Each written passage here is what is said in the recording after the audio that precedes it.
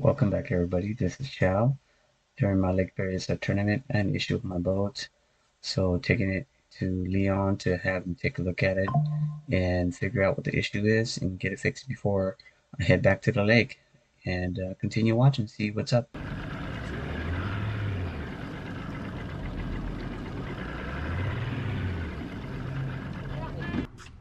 So here Leon's putting back the hose in. There we go.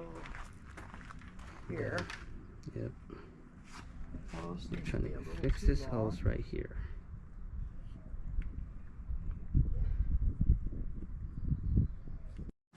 Alright guys, we're ready to remove the cover. This tool is a required tool. If you don't use it, you're at high risk of, when you take this off, of pulling this bolt at an angle and stripping out threads in the fuel rail, or damaging that diaphragm, which is over 250 bucks. So this keeps everything lined up and releases everything gradually and evenly, so it doesn't rock back and forth as it comes off. So let's get this down here.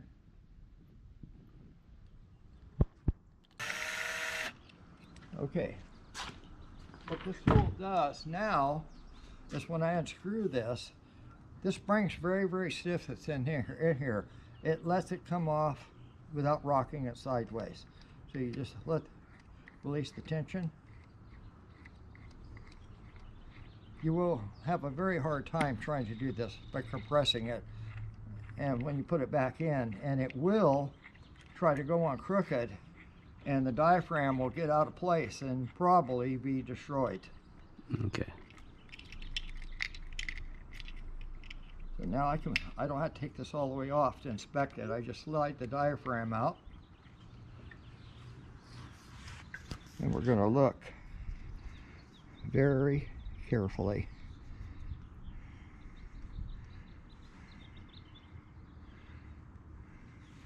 Even a tiny pinhole is all it takes to create a problem.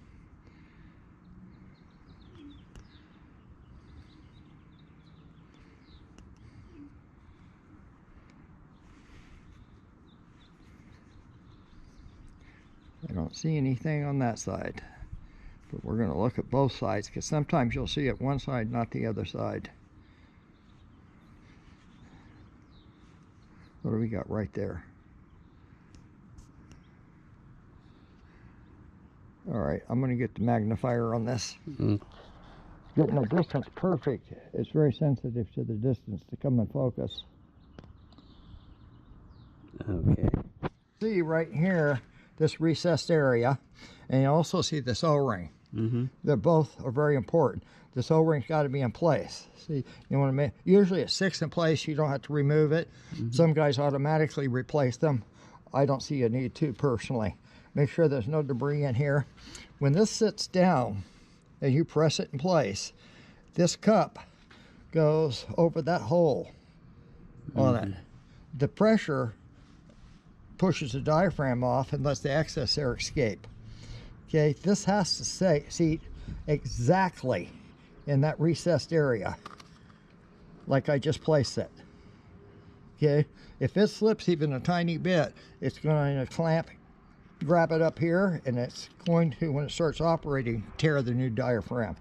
So we put a little something on here, like 2,4-C grease, or rubber lube. Just that it's almost a little bit of grease on it. This helps ensure everything stays in the right place. Now, while I'm on this, I'm going to show you something else on another diaphragm that could not be saved. Let me grab it.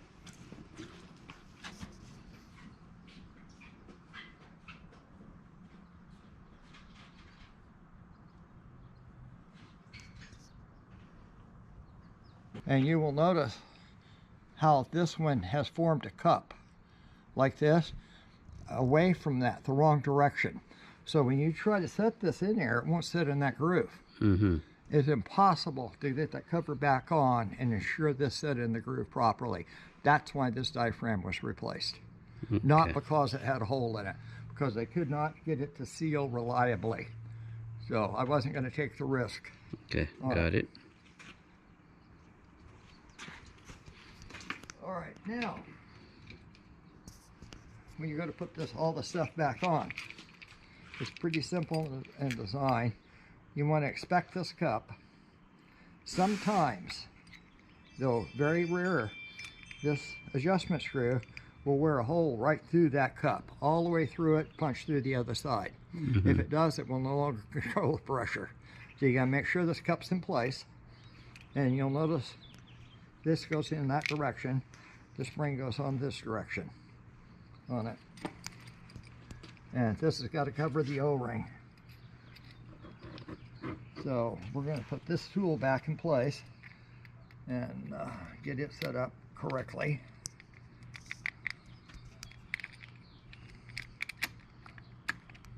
Sometimes it's easier to take these out, screw these in first, and set the tool on out here. Okay, got it.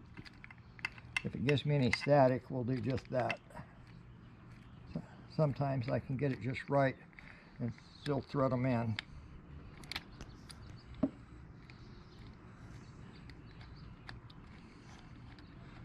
But you want to screw these all the way down because you're trying to take every bit of the wobble out of this. Okay. So you need these well into there, preferably till they stop turning. And you will see when you get it all the way down, it runs out of threads in here. These are all the way down. Once they're down, then you want to run these nuts down. And your tool should be fairly rigid, almost no movement then. And that is important. Then when you hold all this together, you look in the side, make sure this is still setting in the groove it's supposed to be in. This is where the problem comes in, trying to do it with that by hand. This will push that cap down without rocking it back and forth, which reduces the risk of that diaphragm getting out of place. So we're pushing it down, make sure, kind of rock it around a little bit, make sure it's going down level. We're going to push this cap all the way down with nothing but our fingers, and you'll see the gap is gone. Okay. Look around the whole perimeter, and you'll have a tiny bit of space because it's going to compress the outer edges of the rubber seal, but it should be the same all the way around. And that's where you would have the problem if you don't have that tool. It's a big problem without that tool. Oops, I dropped a screw. There it is. So we're going to put 2 screws in, tighten them down, and then remove the tool. And then we'll continue again.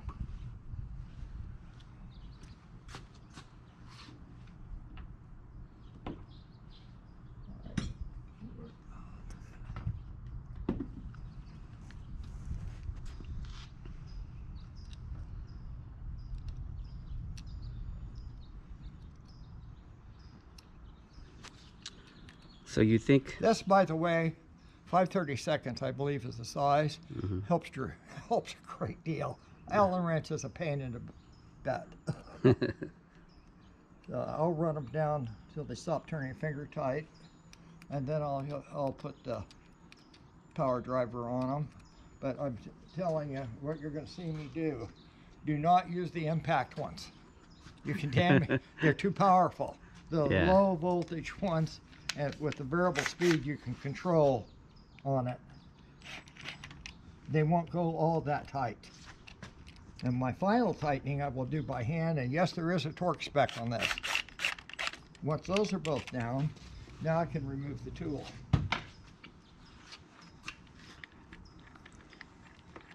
And you need the tool because the spring in there is pretty stiff. You cannot manage it all. Trying to keep it centered, keep it level, and keep that diaphragm setting in the recess it has to be in.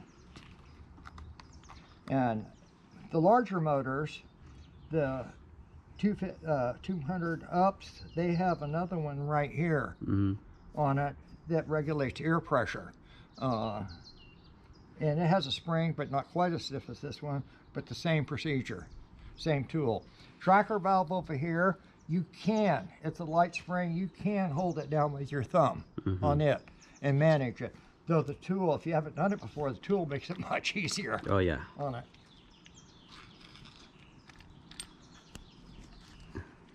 And it's not worth messing with a like a 250 to 300 not bucks. at the price. part. This diaphragm last I got was 175. This one 250, and the models that have the air pressure down here, they uses the same diaphragm as this one. Tracker valve is different. Don't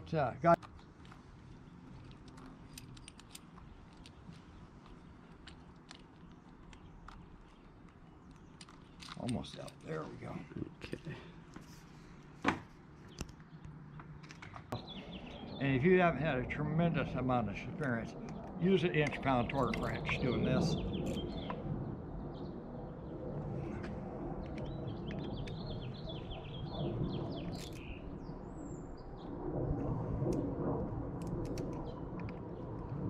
And I will go over them twice. And I do that in virtually everything in these motors.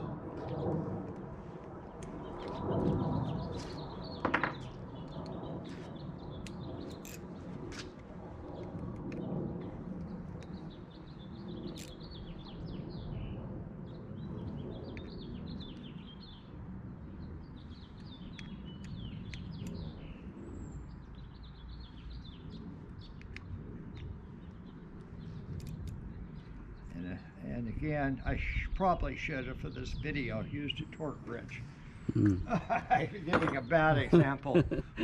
But twisting wrenches for 55 years, you do get a pretty good feel of things when you've used a torque wrench enough to have a good feel of it.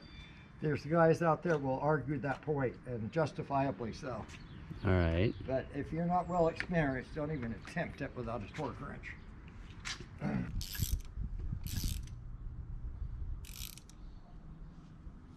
And when you put the fuel rails back on, don't force those O-rings. You may have to, you should have a little grease or lubricant on the O-rings and push it down by hand. Don't use the wrench to pull it down. Make sure it pushes all the way flat before you start wrenching on it. If you don't, you could cut the O-rings on the air injectors and create another problem.